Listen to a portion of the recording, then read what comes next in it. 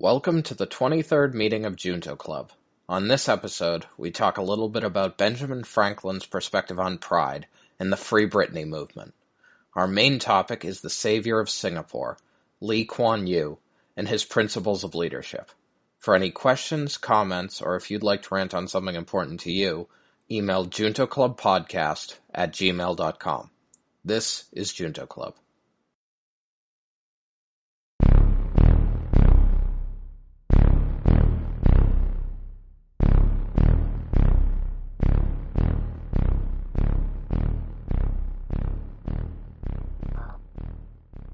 Junto Club. All right, welcome to the 23rd meeting of the Junto Club, where we were inspired by the original Junto Club founded by Benjamin Franklin around 300 years ago to discuss topics including science, philosophy, politics, business, any topic that interests us to better ourselves. So in the topic for this week is Kuan Yew. He was the former prime minister of Singapore, and he basically built Singapore from scratch. So yeah, just want to delve into because he's also one of the most respected world leader. Even a lot of other countries like China, US try to sought him out for advice and stuff like that. So anyway, so he built Singapore from the third world country to a first world in almost just 30 years. So anyway, that's why I want to see what lessons we can learn from him today based on economic development, also government as well. So anyway, so as usual, before we get into that, we're going to start with some quote from Benjamin Franklin. And today, the quote, actually we have three quotes today. So the first one, but they're all related. So that's why I put them all together. And then the first quote is, quote, "The proud hate pride in others," end quote. What do you think? Any thoughts? Pride is one of the 7 deadly sins. So pride. What? Oh, really? Yeah. Oh. Pride cometh before the fall. Come on, sure. Oh. I forgot you are Catholic after all. That's right. So, no, but yeah. So, it's just, well, I think this one is just saying often when you have pride, it's pride is more about almost looking down on others. So when others are when you recognize pride in others, they're looking down on you, or it's often very natural to dislike them. Where I guess if you're just not prideful, but just taking care of what you're doing and not concerned about others, then you may not even it may not affect you the same way, or you may not see it the same way. So, I feel like pride doesn't have to have that negative connotation, but it definitely can, right? There definitely can be pride that kind of comes from a superiority complex or an ego. And then if that's the case, then, if someone else is also proud, right? If you both think you're better than the other person, right, you're gonna have conflict. So what's the difference between proud and pride? Is there any difference? Proud is an adjective. Pride is a noun. So someone can be proud, and that means they have pride. I think otherwise I don't know. Okay. There might be some subtle connotations between the two, but I think they're basically the same. Okay. So someone who's proud, when they see the same thing in others, they became okay, you are almost equivalent or maybe superior to me, so I'm hating you, right? Because is that basically what it means? Yeah, I feel like it has to be using it in the negative way here, just because just because I think you can have pride, a parent is proud of their kids or something that doesn't necessarily have a negative connotation. That's sort of oh, that's nice or whatever. But I feel in order for you to hate other people because they're proud, I feel that's almost assumes you looking down on it, you viewing yourself as above others. So if you view the other person as having pride, then you must be thinking they're looking down on you or something like that.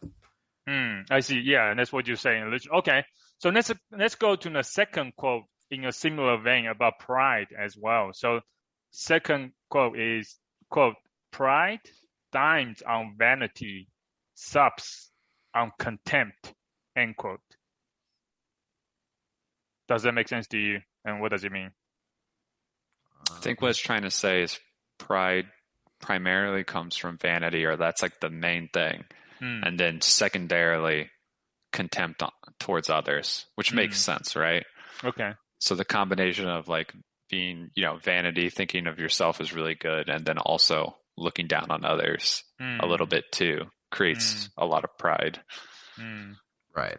No, I mean, I guess that's why like pride is obviously like more of like a secondary emotion. So it's sort of like, like emotions related to like comparing yourself to others or you relative to like a larger society. So, all right, hold on, Mike. You can't just drop that.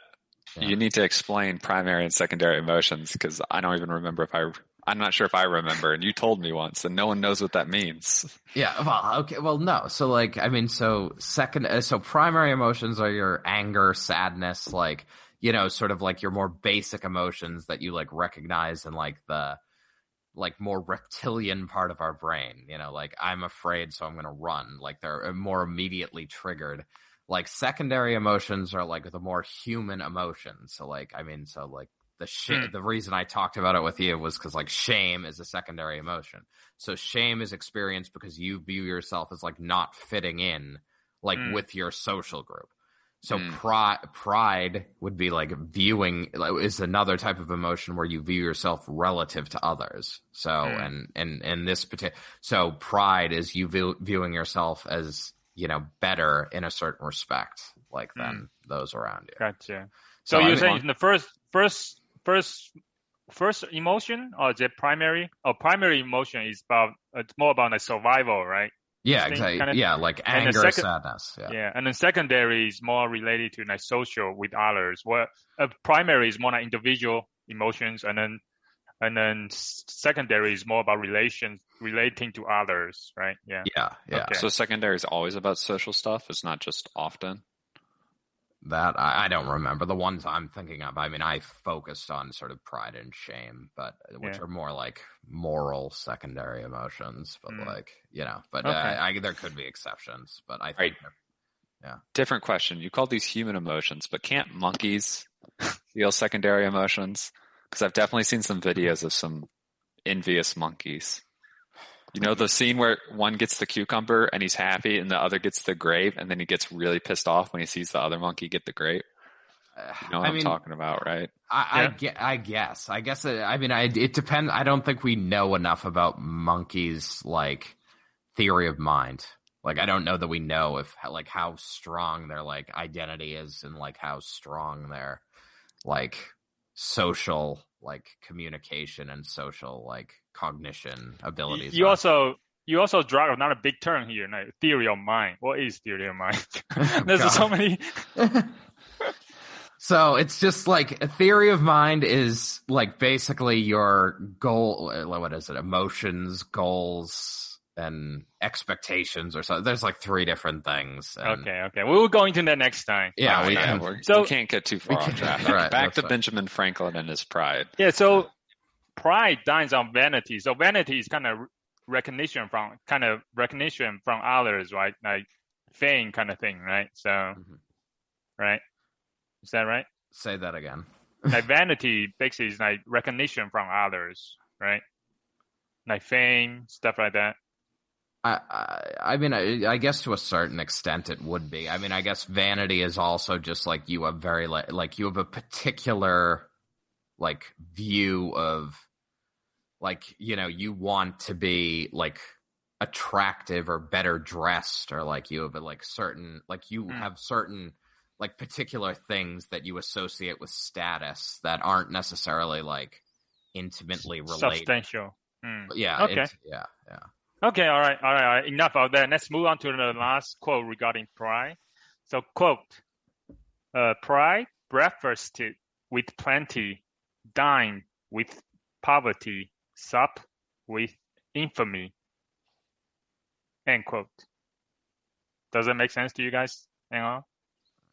So pride breakfasted with plenty, dined with poverty, supped with infamy.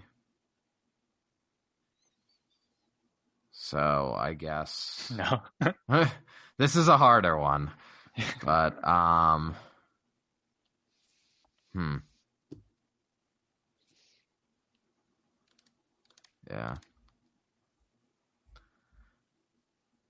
I mean, I guess what's throwing me is, I mean, so all of these are meals. Not me. Oh, yeah. And the Yeah. fees, I guess the pride fees on these three, right? Right. Yeah. Yeah. So More right. breakfast with plenty. So it's like you have a lot of stuff. Dine with poverty. Poverty is kind of opposite from plenty, right? And then sup with infamy. So. Yeah, right. I'm not sure because you're right. Like it's I don't know. It's saying it's doing similar things with very different All right. words, and I don't know what I'm not sure what the logic he's trying to use here. Well, I mean, I think I like Shu. So when I said these are all meals, he's like, so pride feeds on all of them. So I guess my shot in the dark might be like, so you're prideful if you have a lot, like just the notion of having a lot can make you prideful. Mm-hmm. But and like then so that feeds your pride, but also you, in order for you having a lot to mean something, others need to have like less. So I guess like the poverty can feed your pride in the sense of like, I'm above them because I'm not impoverished. And then it feeds on infamy, I guess, just in the sense of like infamy is often associated with like sort of a negative fame, but it's sort of like but I guess it's sort of like infamy is like other, like you could maybe others being like envious of you or like wanting what you have. Or maybe other people just being infamous. Maybe they did something that is like, I don't know, shamed by other like society, and then you feel like you are a good person, you did really good, so you're a great person, something like that. I don't know. Right. Yeah. So I guess I could see those three things factoring into that makes a sense. prideful Because I person. think. Oh, and then remind me, like if we see like celebrity like doing stupid things in the news, we feel, at least I feel better about myself, right? Yes. Okay. Was that an attempt at a transition to the mini topic I wrote in randomly like 10 minutes ago? Oh, really? Oh, no. Actually, no. It just came to me because let's go to your mini topic then. Well, no. I just like, what was it? 2 days ago or maybe even yesterday was like Free Britney Day. Yeah. So, so I felt like, I mean, I don't even necessarily know that much about her, like conservatorship or whatever it's called, like her father, like being in charge of like her assets and things like that. I guess it was just more curious to get like maybe just briefly bring up like or think about like I don't know, like a powerful person or a person who's like garnered like $100 million or whatever she's made over the course of her career. I mean, probably is several hundred million, but it's just like someone who has that, I guess that wealth. Yeah, that much wealth and influence, etc. And like, I mean, there's always the notion of like companies managing the image of these stars and all that stuff. But I guess, like, at what point does a person's life, and I guess this could be like what's conservatorship anyway? So I think essentially like he controls her assets and like, so essentially like she can, like he manages her every move, it seems.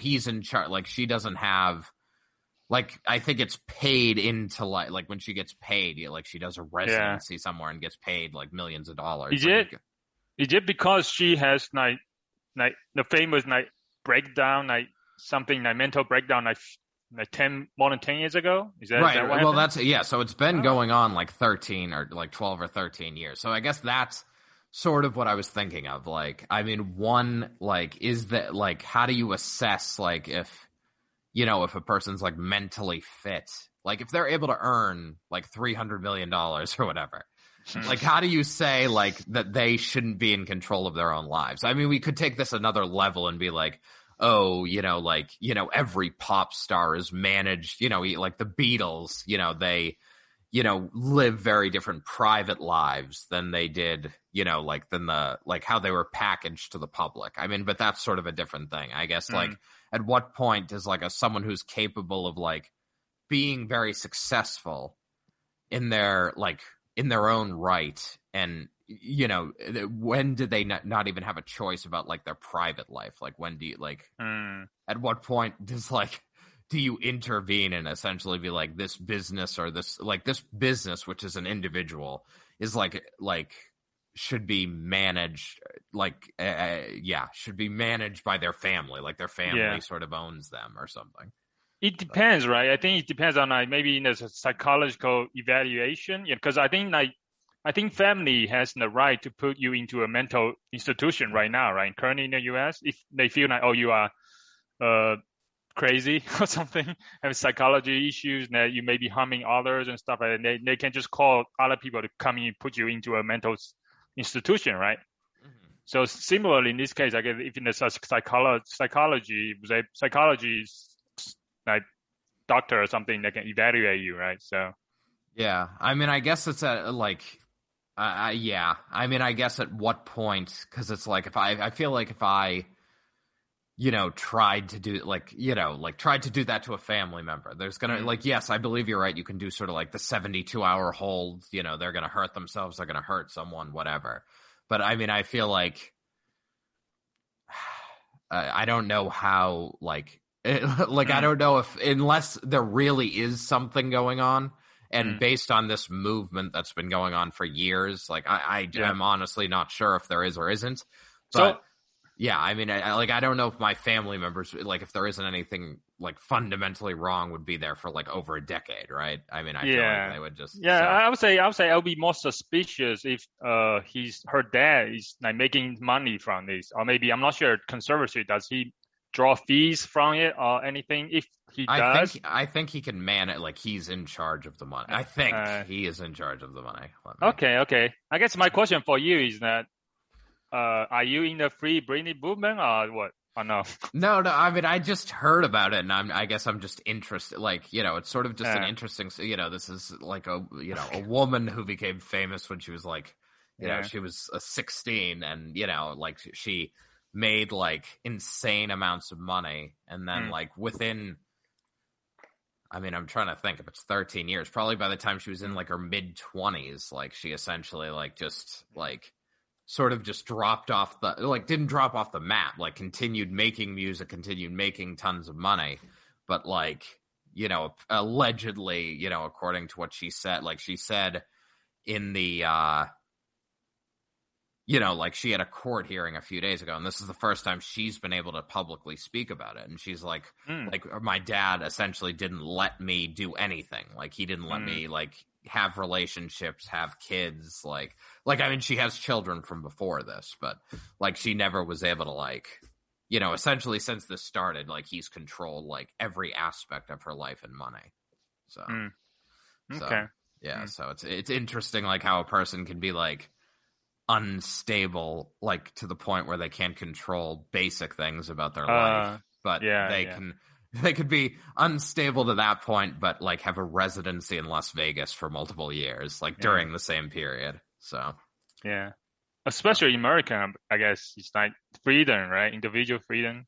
Right. So that's why I'm saying, I think it's if you try to have someone committed in your family, you need very hard evidence, I think, that they're going to be a danger to themselves or others, or they will very quickly be released because they're adults and they, have that freedom. But in this particular case, it doesn't seem like that. It doesn't seem like it was the case. So it was an interesting story, but I mean, basically, it was big news this week. So So. Matt, you had no opinion?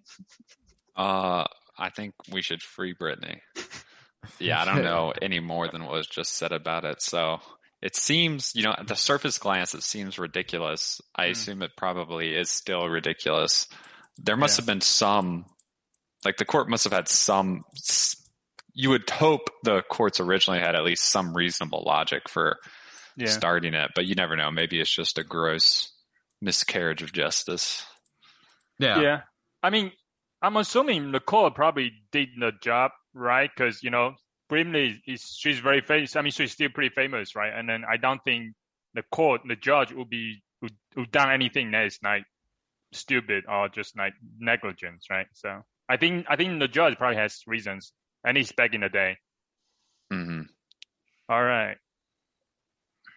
Yeah. All right. Well, so that's about it on that topic. Another thing that I saw or another mini topic that sort of has come up and has been newsworthy over the last 48 hours was the condo collapse in Miami.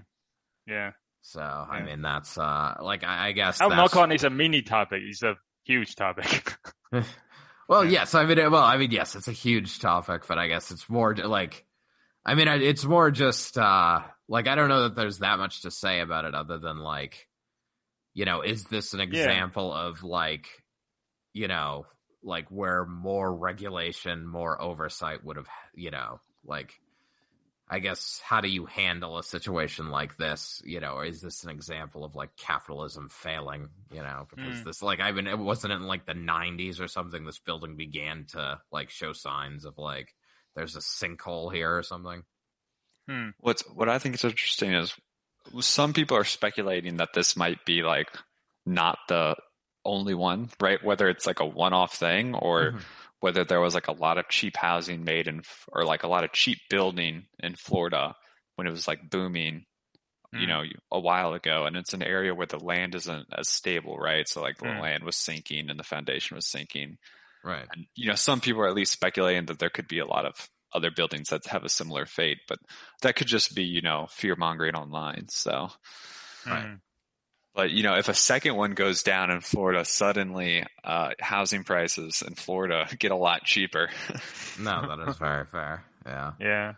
I mean, it's kind of I guess the most strangest thing is it just collapsed in a few seconds, right? There's no warning sign or anything, right? Also, it doesn't seem like there's anything earthquake or anything to disturb you, right? So, well, they've had some reports come out of they knew the foundation was sinking, but apparently some engineers said that shouldn't have been the main cause. It may have contributed, but there's some woman had sued for water damage because her walls had cracked. Or bent or something and cracked a pipe, so there was at least some stuff, but it'll still be a little while before we learn, what was the underlying cause. Right. Yeah. No, I mean, it's obviously a sad story, but, basically it's, I guess I was just thinking about, it's just such a bizarre thing to happen in 2021, where it's you've sort of I mean, there a lot of buildings are designed to withstand pretty hurricane, right? Yeah, so it's just randomly just falls apart. That's pretty crazy. So random or controlled demolition by the government. Yeah, that's why I said I don't I didn't know if it had gone through because I was interrupting you, but I said thermite paint. Yeah. No. I'm sure, it'll only be a matter of time before there are conspiracies, but yeah. No, what she thought was water damage was, yes, a controlled explosive. So, no, it's, but it's wild. So, yeah, it's pretty wild. Yeah. So. All right. Any more thoughts on that? No, you can, those were my two mini topics. So. Okay. All right. We can move on to Singapore and how they make buildings that don't collapse. That's right. Exactly. What do you guys? Okay, let's go for it. And what do you guys know about Singapore? There's that hotel with the boat, and no, there's lots of startups, and it's a city on an island. Yeah, it's. I think it's what 40 minutes across or so. You can drive essentially up and down the country or side to side in 45 minutes or something ridiculous. It's the size of New York City. Right. Like most Americans, I don't think we know much about Singapore, so this is good. Yeah, well, I know they have very strict laws. So, like, if you spit gum out, you can be arrested or like heavily fined. That's a good law. Yeah. Not just spitting your gums out. Gums out is chewing gums. You cannot even chew gums in Singapore. Oh, you can't chew gums too far. That's going too far. People can be responsible, but we should enforce heavily on people who would just spit them out on the sidewalk. Because I feel like that acknowledges if you do that, you're a psychopath who doesn't care about society and should probably just be locked away. Yeah. So, and actually, I think the prison term is 2 years in prison if you do that. Not long enough, in my opinion. Also, yeah, I think that's another law. I think that's the most. That is the most craziest one that people I know about. Like, oh, you can't chew gum, you cannot sell gums in Singapore either. And then the other one is that you cannot walk around in your own house naked. So what do you do? Like, you have to, like, if you take a shower, you need to, like, just, like, you dress need, in the shower. You need to make sure your curtain is not open, basically, and then that's what. Yeah, I'm guessing it's not an issue. As long as you're not standing at your window. Yeah.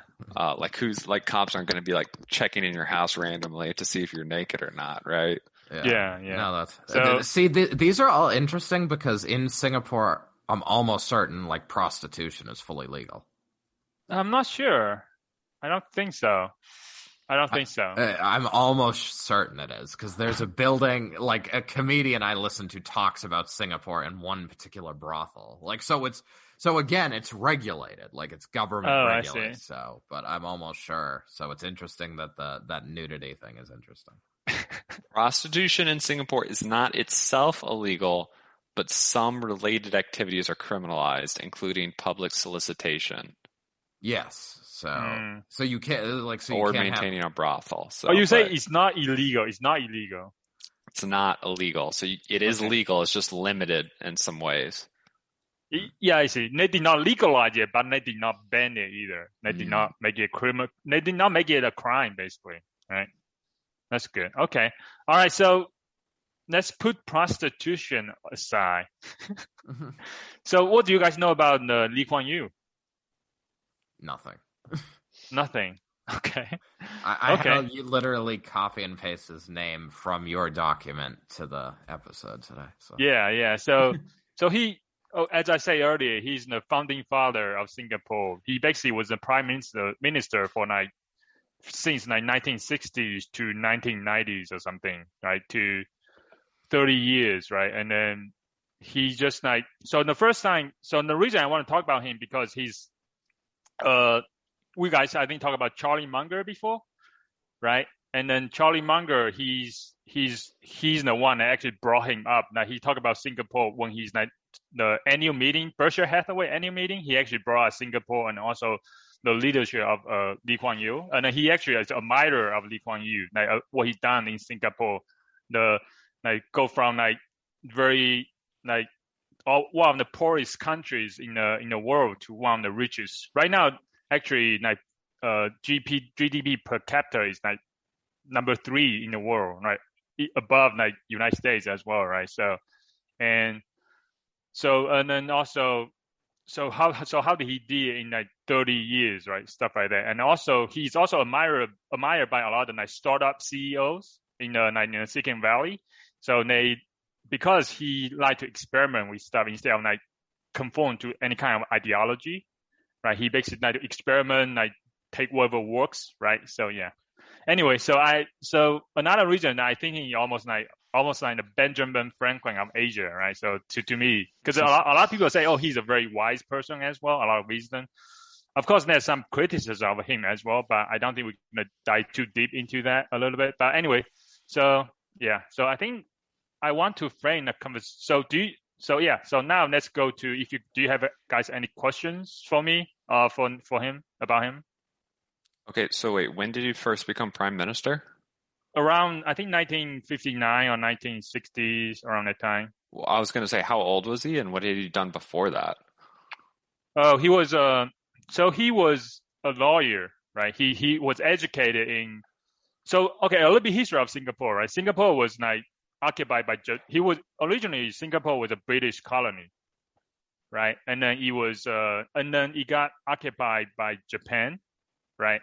So at that time, he actually almost got killed by Japanese soldiers because he was walking on the street, and the Japanese soldier was like try to round people up, stuff like that. And then so he went through that time, and then of course the Japanese got retreated later, right? And then so Singapore became independent basically, right? So once he became independent, he tried to get into politics because he was a lawyer before that. He was educated in Britain as well as a lawyer. So when he was there, then he get into politics. Yeah. So that's how he. And then when Singapore got independent, he became the prime minister basically. Right. Okay. Yeah. All right. So give us your summary of his work and ideas. What do you want to know? What do you want to know? Well, I guess what did he do differently than predecessors that sort of what made him the, I guess, impetus as opposed to just potential other factors in the revolution. Okay. All right. We're going to go into that as well. Anything in front of you, Matt? Any questions? I would Just a couple. Yeah. I mean, you said Singapore was poor, but what was, and it was just occupied by Japan, shortly before he came in, but what was, I guess it's systems. How was his government and economy run before he came in, and, how did he change it? Or did he just did he just run things well, or did he do fundamental shifts to how the government worked? Yeah. So that's good. Yeah, that's good.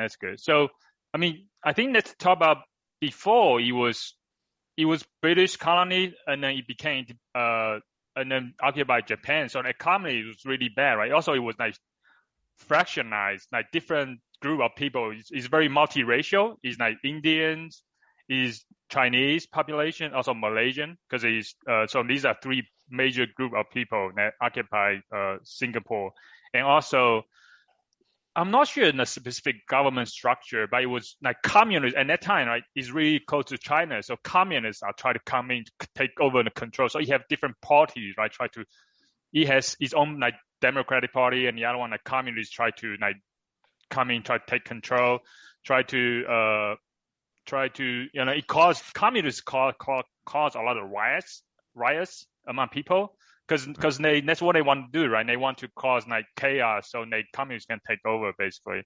And then there's a lot of violence as well between multiracial stuff. Muslims, Malaysians are pretty much Muslim dominated population, and of course the whites from the Europeans, right? They are very much Catholic, and then Chinese are Buddhism, and the Indians are, of course, are a lot of Hindu, of course. So there's a lot of racial tensions as well. So what he did, I guess, for me, I want to go in how he changed, go from so at that time the situation very bad. There's all violence, so the economy was going down the drain, stuff like that.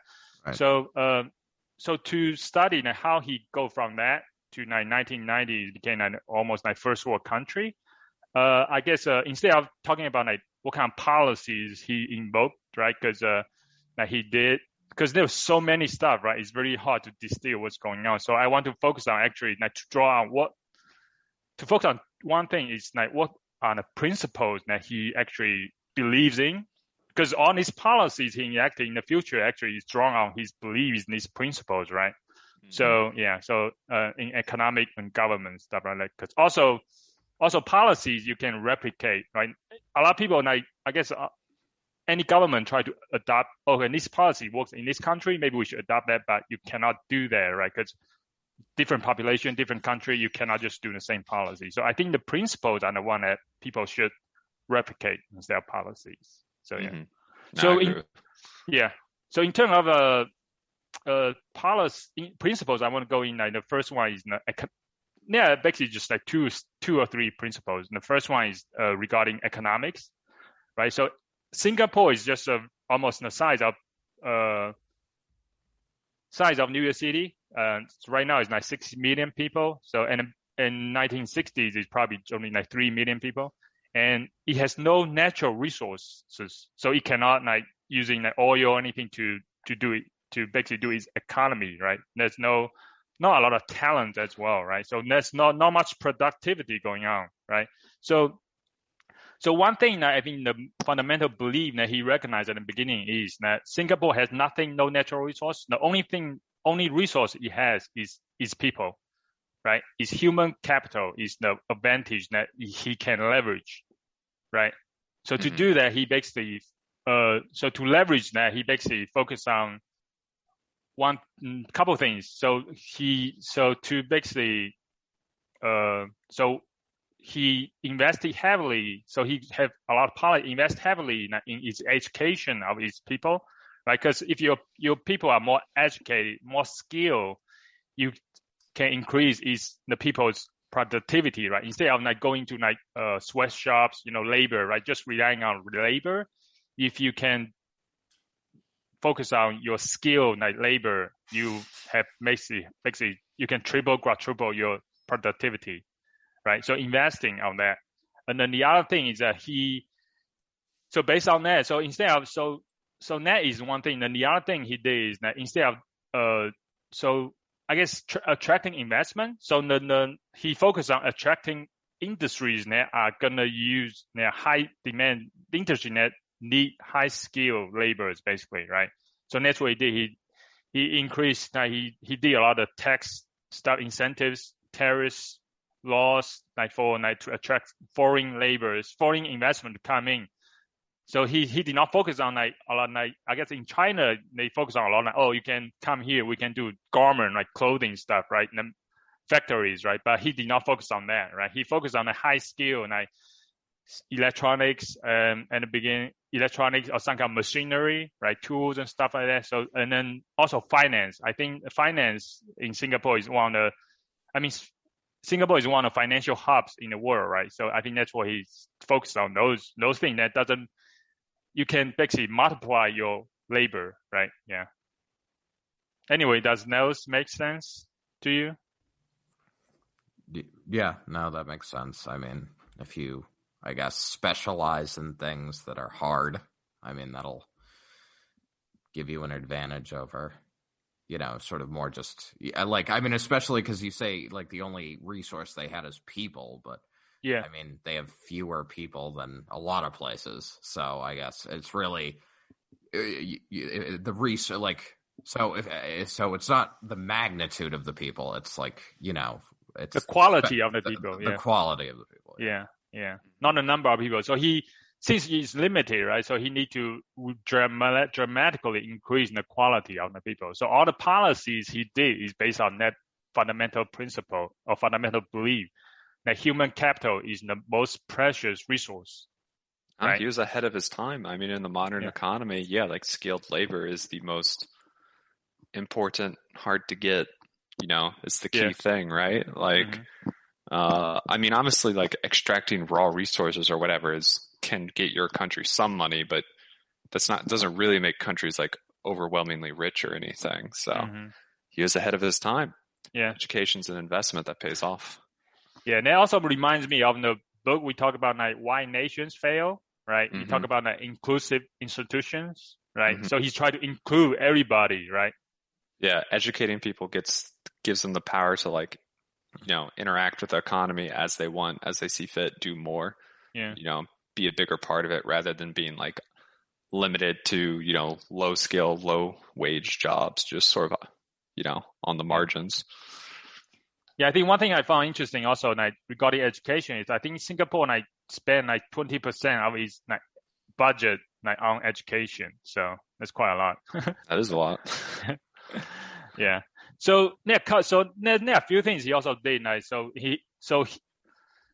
He also send people students overseas, right, to educate in the U.S. all that stuff. And right now, a lot of people at least I took some class with students from Singapore in my classes, and then they were talking about I asked them, what are you gonna do? And they said, I'm gonna go back to Singapore and then to work in this company for another 4 years or something like that.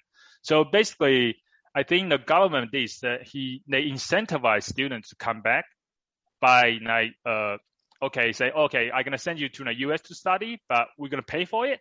But you need to like promise you're gonna come back and then work in this company for like 4 years or something like that. So just enough to get them established and to kind of bring that knowledge home. No, that's really smart.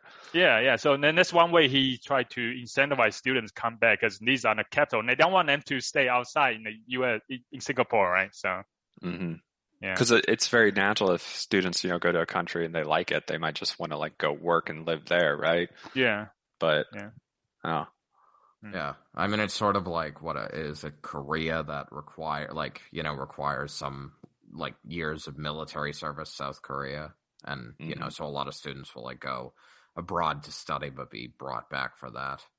So yeah, and then that's a little bit different. I don't think that incentivized the Korean to go back. Well, I mean, I don't think it's not necessarily. It forces them to come back. Exactly. So it's stronger than incentive, yes. And that's almost like try to force them not to come back. Desensitivize, I guess. Yeah. Disincentivize. Yeah.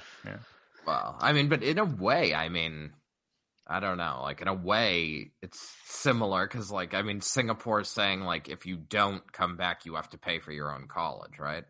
I'm not sure. But anyway, I think the whole point is that they understand human capital is the most precious resource. So they will do a lot of policies to bring these students, to encourage these students to come back to Singapore. And that was the main point. Right, sure. So these policies, they draw on this fundamental principle of human capital, right? Mm-hmm. And then regarding that, the other thing is he also recognized that leadership is really important for a country like that when they were developing. So another thing is like he also recognized that he's like there's nothing more important than finding good people to serve in government, right?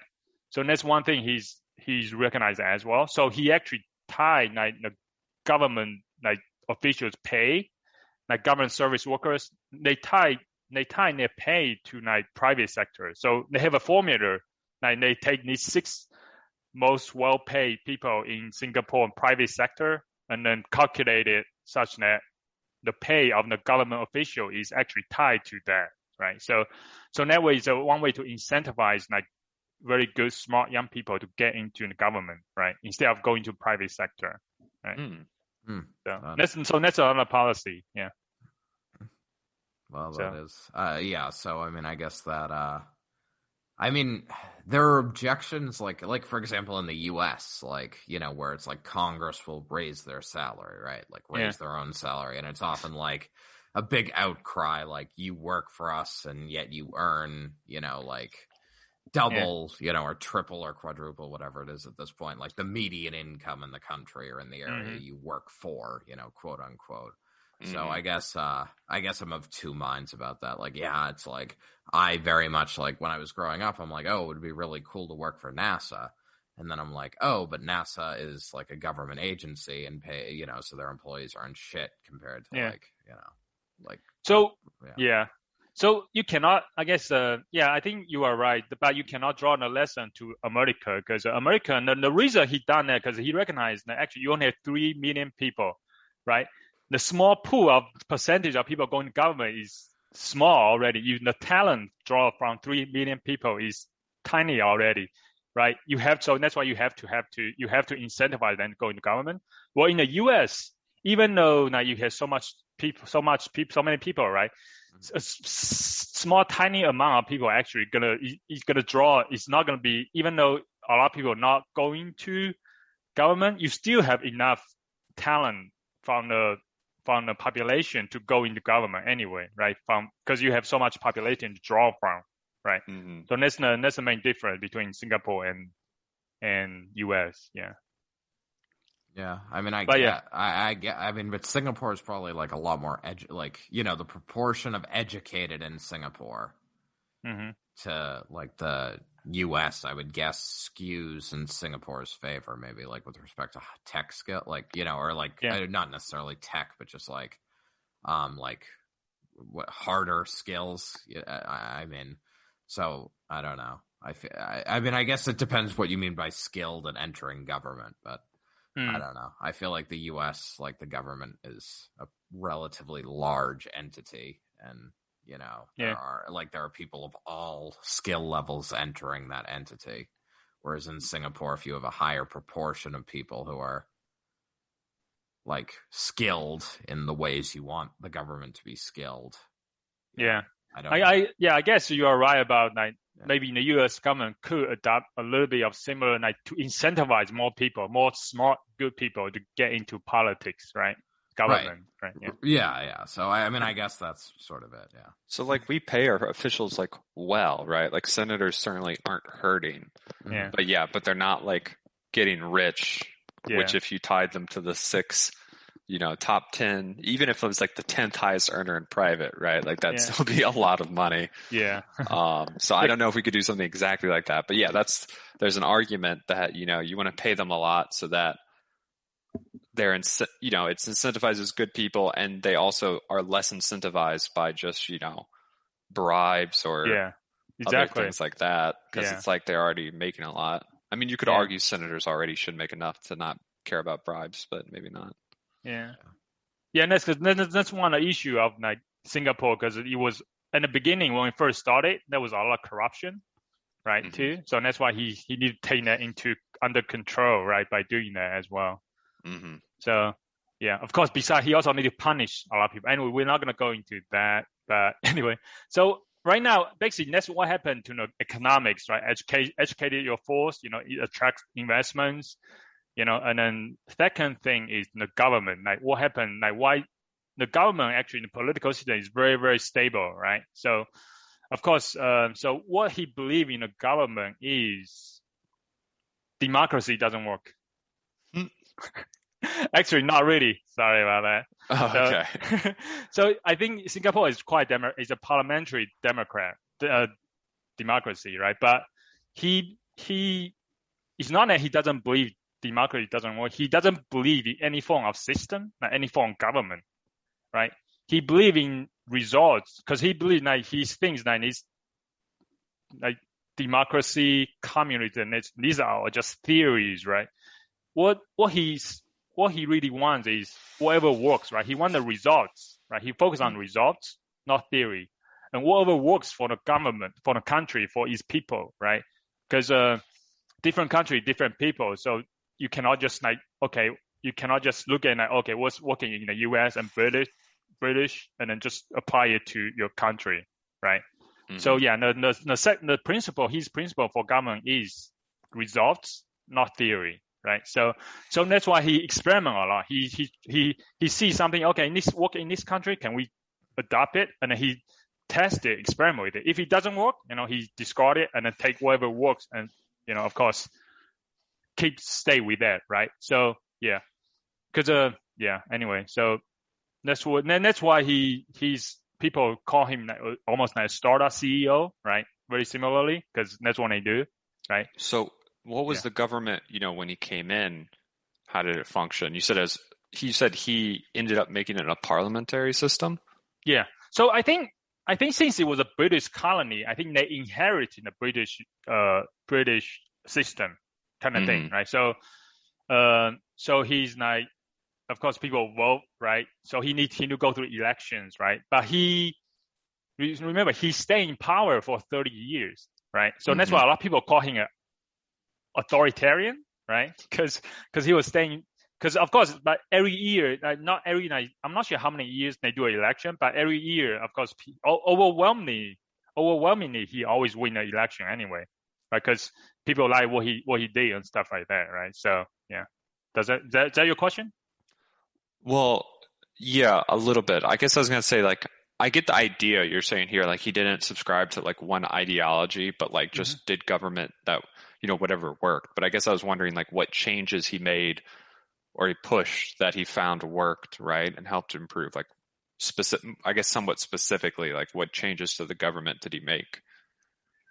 I'm not sure like exactly what kind of like change he made. I think he basically like getting tough on a lot of stuff, like crimes on this stuff, right? So yeah, not exactly policy, like government system. I don't think I'm not sure like what did he do on that front. Yeah. So he may not have changed the structure of the government. It was more just like the budget and where like focus and resources was given.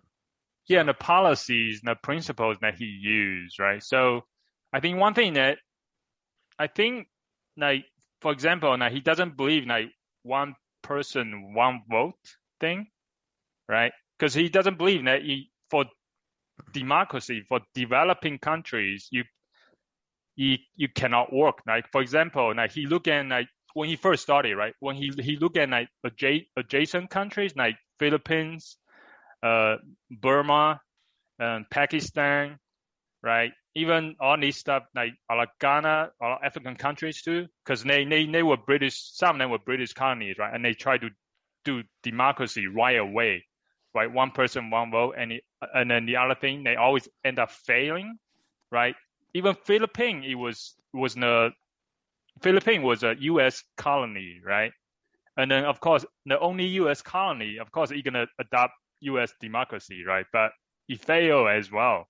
So that's how he came up to the conclusion that okay, this democracy cannot work for like Asian countries, especially when they are still developing, right? So of course you have Taiwan and South Korea and that works, but I would say those are more like exceptions, right? Because you have more failing cases, right? So one reason, one person. So in the beginning, like you should not do like one person, one vote, because a lot of people, like population, are very uneducated, right?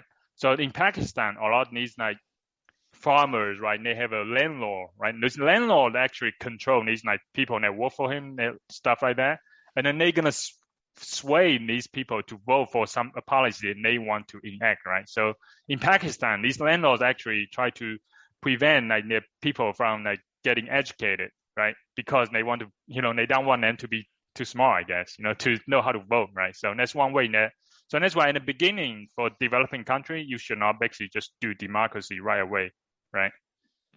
I think even right now, I think a lot you see in the news, like U.S. try to do like democratic system, implement democracy in like Afghanistan or stuff like that, right? So those are like Iraq, those are probably going to fail, right? So yeah. Anyway, so and then actually he talked about like one reason he talked about like one person, one vote is that in Singapore, right? If you do one person, one vote, for example, language, right? You're going to have if you want to vote for a national language, right? Because predominantly majority of them is Chinese, right? So I think 70% of the population was like Chinese back in the day, right? So if you're going to vote for Chinese, a national language is probably going to be Chinese, right? But he recognized, okay, if you want to compete in a global economy, you kind of have to do English, right? So he basically just instead of like passing a law, like let people vote for which language they want, he basically just tell the parents, say, okay, you can choose whichever language you want for your kids, basically, right? And usually the children, the parents usually end up choosing like English, right? Chinese as well, but predominantly English, right? Because parents know what's best for the kids, right? So yeah, so yeah. Anyway, so he's not a big fan of one man, one vote, basically, and democracy. That was the main point. So that's why I did not go into like focus on like try to examine like, okay, what did he exactly policy, like laws that he changed, right? So I was more focused on his beliefs and his principles, basically. Yeah. But the principle of do what works is pretty like I get it, but it's pretty open-ended, right? Because then the natural question is like, okay, well, what works or what worked in his case? Yeah. Okay. And maybe I would do more research on that. Maybe that was a little bit too. Maybe I did not drive the right principle, right? Because I did this, right? So maybe the principle is wrong. So yeah. But it makes sense that, if you say, okay, the population isn't educated, democracy is probably not going to work as well. People would argue that much of America is not educated enough to execute democracy well too, right? So, it's definitely a thing. Democracy, it's robust, but it's not obviously not perfect. It's usually just tends to safeguard against like worst case stuff. Right. Is the way I would phrase it. No, I mean, I was thinking about that. Part of what allowed him to advance as quickly, or the country, I guess, to advance as quickly as it did was probably sort of a lack of democracy. But obviously that, there's also, the, advancement in the wrong direction, that we see in a lot of other countries. So, So, I mean, it's like, if I guess it's sort of like, do what works. Well, what works? It's like, well, if we have a really good leader who actually does care about the country, like that's, who's making decisions that benefit the country as a whole, that's like all well and good. But if we don't, where do we go from there? So. I mean, yeah, there are examples through history of the occasional, like, good dictator, king, or authoritarian, right? Yeah, like if they're doing good things, then sometimes it goes well, but that usually ends with their lifetime or their rule, right? And then it's like, what happens to the next guy? Well, democracies have like succeeded for like centuries. Right. Yeah. But it's an interesting case because Singapore is so small, you have the ability to like make and see the effect of changes much faster, right? Like, so you can a bit more sort of experimentally tune the policies you're using and say like, hey, it's not as big of an investment or step as it would be in a huge country like the US to just make a change, see what happens in a couple of years, change it back or do more, whatever. Yeah. I mean, that was his view, right? Now his belief, but I think Singapore in the end was still democracy, right? Yeah, parliamentary democracy, right? Because you just inherit a system from British, basically. Yeah. Well, you can have democracy with different levels of involvement too, right? Like hypothetically, you have people elect parliamentary representatives or whatever, but then they do handle all the day-to-day running, which is kind of what like the US does, right? But like some states have people voting on specific ballots. They have like ballot initiatives where they like people vote on laws directly. So I don't know, but maybe he'd say that's dumb. Don't have people vote on laws directly. Like, if you elect representatives or whatever that are good, then you let them make the detailed decisions because they'll have a better view because they'll actually spend the time to like understand the issue. Yeah. Possibly. Yeah. Yeah. All right. But all right, so the important takeaways are invest in human capital and then don't be married to an ideology. Yeah, that's a good way to put it. Don't be an ideologue. Be practical. Yeah. And then the third thing I think I was saying this is one of the last things about he's very student of culture. He believes that culture is very like, actually before I go there, what does culture mean to you guys? I mean, culture to me means things like the traditions of a group, right? So like the food, the music, the clothes, Gotcha. the holidays, all those things of like a group and a group identity. Yeah. What about you, Mike? No, I mean, I was going to say almost the same thing, just the norms established by, group. That's why, and in the beginning, that's similar. And that's why I thought too. I was reading about his speeches, his views, and I realized actually when he was talking about culture, he was talking about values, right? Like culture actually. So that's why. So he say he look at these different people, right? Because different people like Malaysians in like Singapore, and Chinese in Singapore, and the Indians, they actually in different group of people actually they have different like standings or maybe a contribution to society because some of them might not be as well to do. Why he's really curious like why one group of people actually is better off than the other group of people doing better, right? So I think he came to a conclusion is the culture. For example, like Chinese, because Chinese culture believe in anything in Singapore, and I believe in acquisition of wealth as the biggest purpose, in life, right? Because status, that's what Chinese believe in. And Malaysians, they are more like believing like tradition, like whatever their parent, like ancestor used to do. They want to balance like living a good life, almost like kind of thing, like living a balanced life in a way, right? Not strive for like wealth, right? As much as the Chinese. that's why I think they don't end up as rich as like Chinese, Singaporean, right? Mm-hmm. So and then so also Indians, of course, like had just completely different too, right? They have different culture as well. So the reason he want to say this is a big factor is because a lot of people believe in like that's also he came to the conclusion that not everybody is equal, right? Because individual humans are very different, right? Because I can run faster. I mean, some people can run faster than the other, right? So people are not born equal, right? Because you're gonna born with different individual capabilities, like physical capability, mental capability, and in the end, your contribution to the society can be very different, right? So and the culture plays a very important factor as well, because culture is values, and these values drives what you do in the end, right? For example, I think he's an admirer of like Japanese culture, right? So that's one reason we need to talk about Japanese culture, like weeb culture. So he's the first weeb. Yeah.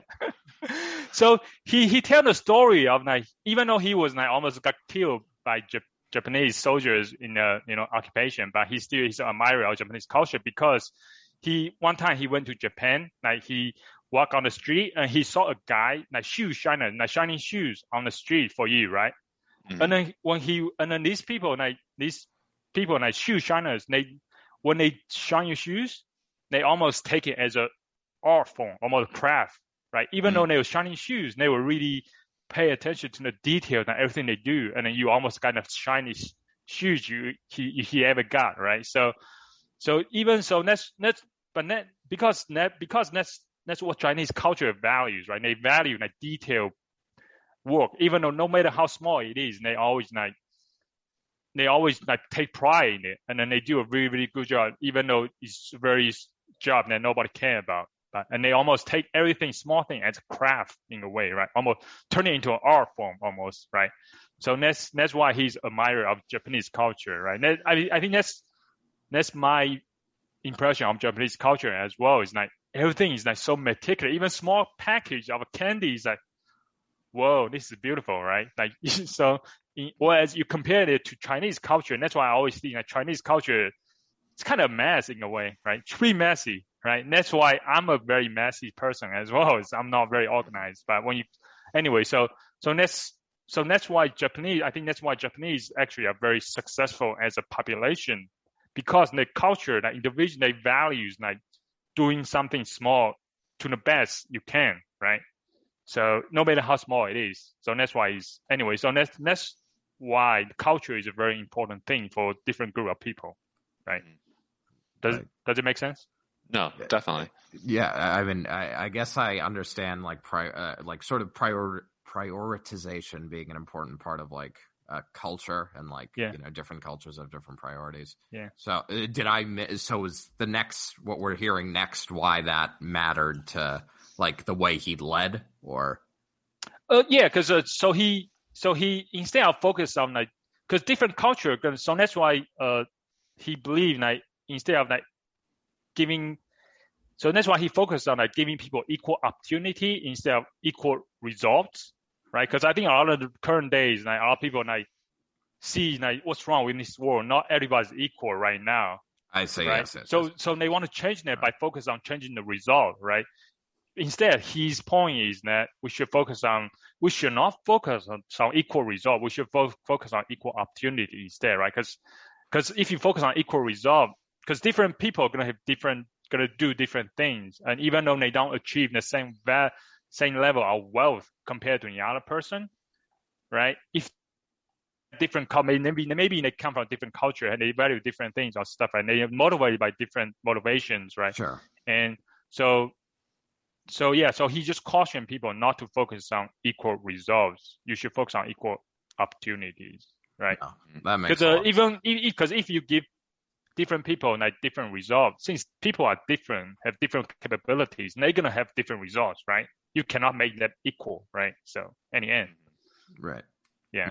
No, that makes a lot of sense. That now clarifies it. Yeah, because basically any group sort of looked at in like, I mean, obviously every group interacts with every other group in today's world, but yeah, I mean, any sort of cohesive group is going to formulate their own sort of opinions and wants and sort of like what success means to them. So, yeah, it's like, as much as we would like, you know, to draw equal of everything from every sort of group, it's, you know, it may be the case that you know, not every group wants equal of everything. They might, like, certain groups may want more of a certain thing versus others. So it makes sense.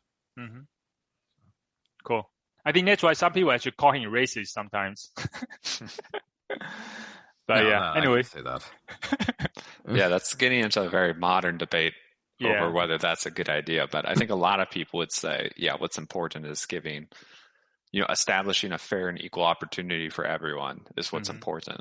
Yeah. But then equity is like equality of results. If I believe, if I'm using that word right. So some people now push for equity more than equality, but yeah. And I think he's more like just caution people, right? Not to folks, because like, if you try to overlook the individual difference, right? A lot of people, I think, try to be political correct, say, oh, everybody's equal, right? So if you don't say that everybody's different, right, you could adopt like bad policies, basically, right, to try to fix things that you might be bad for the stuff you try to fix, basically, right? So that's just a caution thing that for people to pay attention to. Yeah. Well, I will defend the U.S. a little bit. When we say, you know, all men are created equal, it's not supposed to be a literal, like, obviously you're equal in everything. But it's that you're supposed to be treated as an equal by the government, right? You know, so I think that's more, I believe there's like, you know, there's like other writings and stuff that kind of like explain that more, but it's, like, because obviously people aren't all literally created equal. They're going to have different talents, different capabilities. And there's a lot that nurture has to go into it, but like there is at least some component of nature. Like some people are just going to be faster or smarter or pick up certain skills better. Yeah. Can you recite the first sentence of the Constitution or something, like created equal stuff, that sentence? Can you? I know the phrase is all men created equal. I don't know if I can recite the first sentence exactly. Because I think I thought about it too when I was thinking about this, right? Because I think the Constitution basically saying all men are created. I mean, I have the same point of view, right? It's not saying that everybody is born equal, but it's created equal in the sense that it's treated by government and society, right? But it's also equal in the sense that it's pursuit of happiness, not happiness, right? Like pursuing of the wealth, but not having the same wealth, right? So yeah. I meant to say the Declaration of Independence, not the Constitution. That all men are created equal. Yeah, but whatever. Same thing, right? Yeah. Just pretend like they're one document. No, because I was like, isn't there something about like in order to form a more perfect union in there, which is the Constitution? So, but I was trying to make the connection. Yeah. I mean, in American, I mean that. Because he was just focused on Singapore, right? In Americans, it'll be different because you all these like, the government like have been like I guess the black population have been like, what do you call that? Like being disadvantaged by the government, the laws, right, for a long time, right? So you have to fix it in somehow, right? So yeah. But yeah, he was talking about Singapore, not American, right? So Americans are a bit totally different story, right? Yeah. That's true. All right. So I think that's all I have for today. Actually, yeah. And also, a few things he did, like press, like he doesn't. Well, something he did in like one thing he compared like the free press, right? He doesn't believe in free press as well. So, because in the beginning, because actually this kind of get into the fake news territory, right? Because as Singapore was developing, right, he need to have this control of authority, right? Because a lot of news will try like free press means that anybody can say anything, right? And this press, the favorite thing they want to do is to attack the government, right? Criticize whatever the government did, even though sometimes it could be false. right? So that could be dangerous to like developing country because when they are going up, people can be easily like incited into violence and riots and stuff like that. And so that was happening in Singapore in the beginning, right? So that's why he was trying to do a lot of like control his like press, right? So yeah, so that kind of gave me a better understanding of why China is trying to do its censorship, right? Why China is so controls so much stuff because it has more That's population. why. Yeah, I was like, okay, so maybe they try to adopt, I mean, of course, they talk to anyway. So yeah, I think they definitely aren't trying to hide anything bad in China. Yeah. Anyway, I think that was going a little bit one step too far. So anyway, so I'm gonna stop there for now. No, yeah, that's fine. That's fine. I was about to say to summarize. I feel like this, I mean, everyone's always biased when it comes to history examples, but I was going to say this, confirms my liberal beliefs as the only one of the three of us who's, outspokenly claims to be a liberal. I was going to be like, this largely aligns with my beliefs. Thus, it's proving that I'm right. Of course, attacking the free speech is generally not considered a liberal value. So that one goes off of the mark a little bit, but yeah, no, I mean, I guess again, it seems like this guy was probably pretty smart, probably had the country's best interests like in mind, and basically he became a short-term dictator to advance them, and it actually sort of worked, and it often doesn't. So I think he did have good ideas about sort of, being willing to experiment is probably good, and it's easier if you have a smaller population to work with, so that made it easier. And also he had a good idea, invest in education and quality people. Yeah. I mean, something he talked about is about leadership, right? You need to be strong, right? So that's why sometimes you need to almost like turn into people can view you as authoritarian in a way, right? Because sometimes you do things that are not popular, right? Right. So I think one quote that I like about him, he said that if you want to be popular all the time, you will misgovern, right? Because if you only do what's popular, right, do what people want, people are gonna vote. Like for example, like welfare, right? If people can vote themselves money, right? In that sense, right? So anyway, yeah.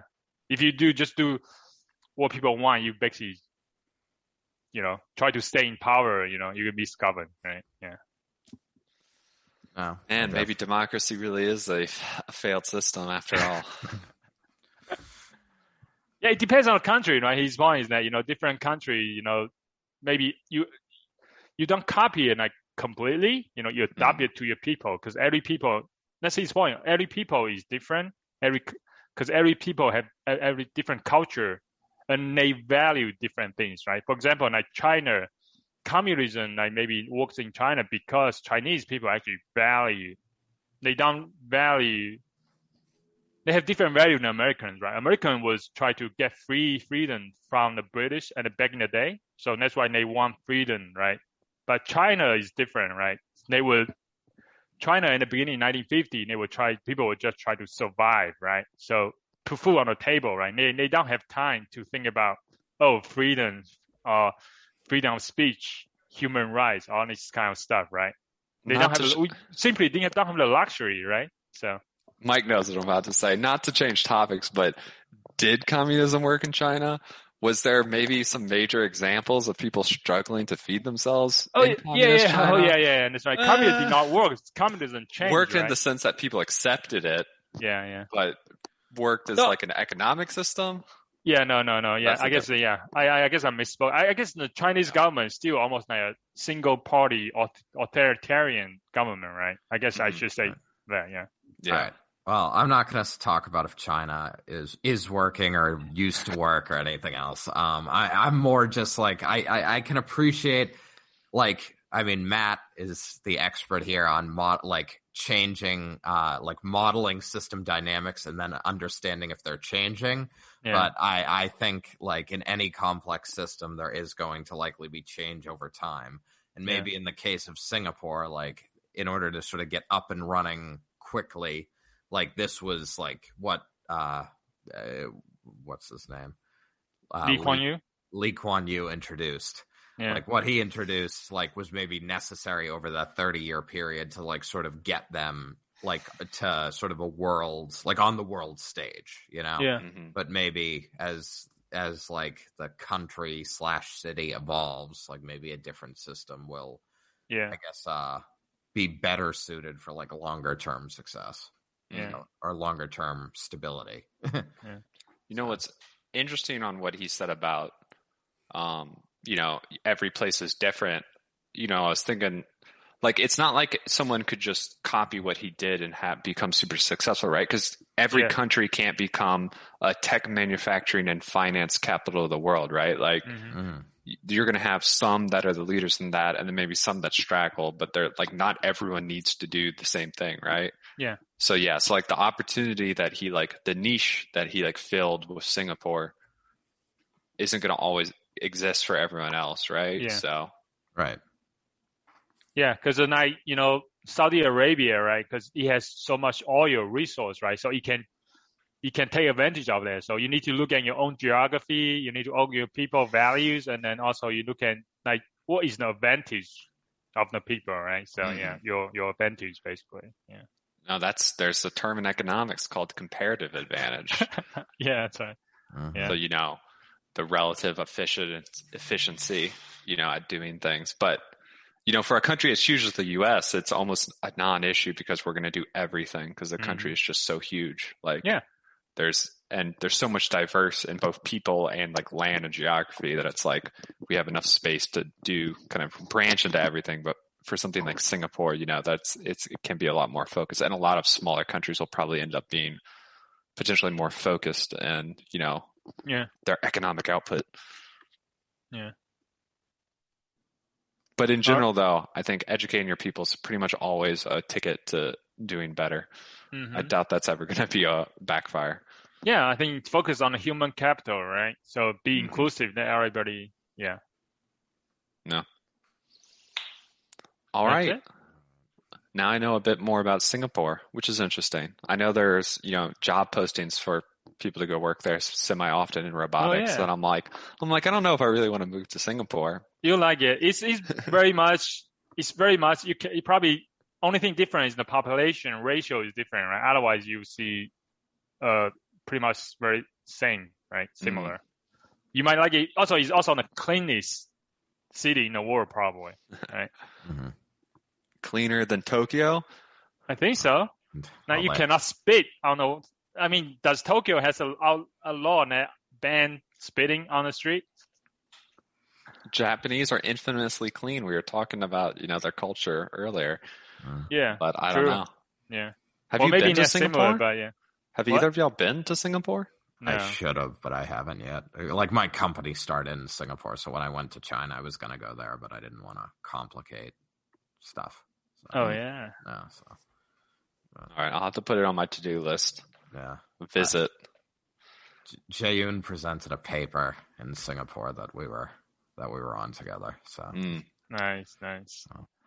All right, should we get off the air? All right. Well, we're not going to give. Had we decided what we were going to talk about next time, we could give our many listeners a preview of the next week's topic. I think we currently have one. I think next week was I going to do sort of us versus them, like the neuroscience of tribalism, or was? Oh yeah. Okay, that'll be a good one. Very relevant in today's world. Yes. So no, and I found some good. Like I think I'm going to try to do like a 5-minute.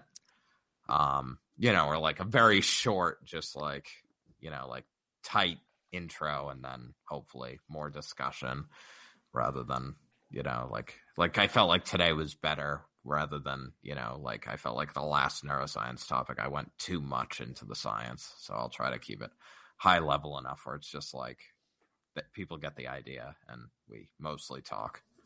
All right. What I'm going to ask you right away, I'm going to ask you stuff about there's probably going to be the core research, right? But like, how does it apply in like modern social media? If there's any like research in like how these things carry over to these, I know we've all heard of like the echo chambers that things like Twitter and Reddit and other stuff can create, but how does that play into the same thing? I'm going to ask about that, so be ready. Okay. I'll prep an answer for that. All right. All right. So anything else from you, Shu, since this is your episode? That's pretty good. That's all I have. All right. Well, then I will take us offline. So we are no longer live. Junto Club.